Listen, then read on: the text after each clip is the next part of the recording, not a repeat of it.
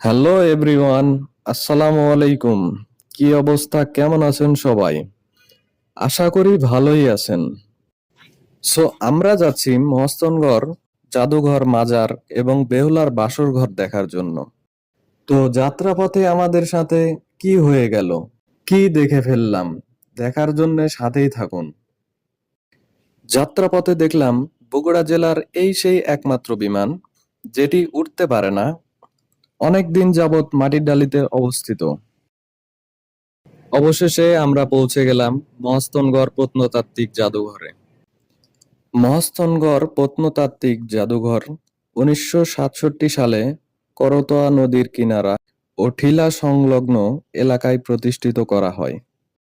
ইতিহাস ও ঐতিহাসিক গুরুত্ব উপলব্ধি করে বাংলাদেশ সরকারের সংস্কৃতি মন্ত্রণালয় সেটি দেখাশোনার উদ্যোগ নেন। জাদুঘরের ভিতরে অনেক সুন্দর প্রত্নতাত্ত্বিক নিদর্শন ছিল। সংরক্ষিত এলাকা হওয়ায় ছবি এবং ভিডিও করা নিষেধ ছিল। এরপর আমরা চলে আসলাম পার্কের ভিতরে। পার্কের ভিতরে অনেক সুন্দর পরিবেশ। ঘুরতে ঘুরতে একটি বটগাছ দেখলাম, তাই কিছুক্ষণ ঝোলাঝুলি করলাম। অনেক সুন্দর ঘাস ফুল ছিল, সেই ঘাস ফুলের সাথে কিছুক্ষণ সময় কাটালাম।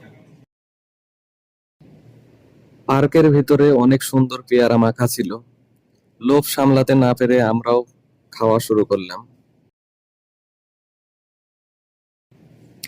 এরপর আমরা মাজারের উদ্দেশ্যে রওনা দিলাম।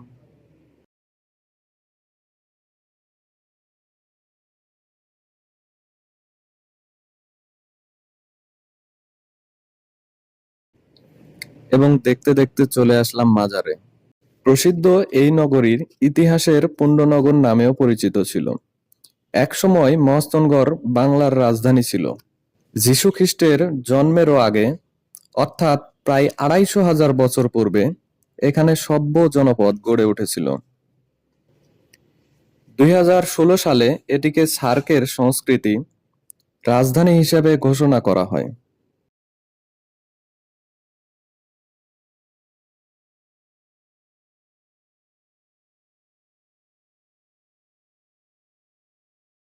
মাজার থেকে নেমে মহস্তনগড়ের বিখ্যাত সেই কটকটি নিলাম।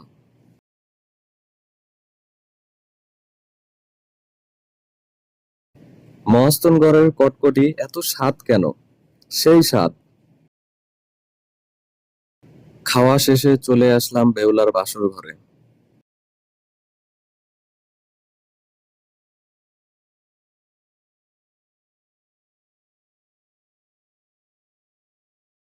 জায়গাটি দেখার জন্য অনেক এক্সাইটেড ছিলাম, এই কারণে দৌড়ে উপরে উঠতে শুরু করলাম।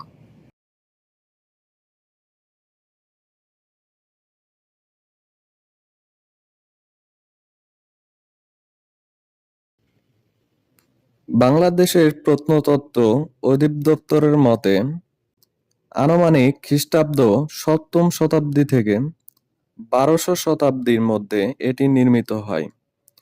বলা হয়ে থাকে এখানে বেহুলার বাসর ঘর হয়েছিল, যা সেন যুগের পূর্বেকার ঘটনা।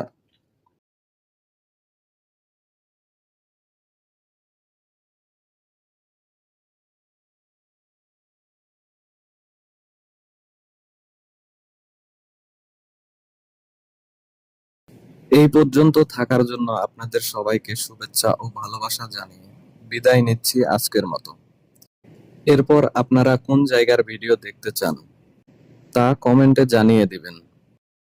আল্লাহ হাফেজ।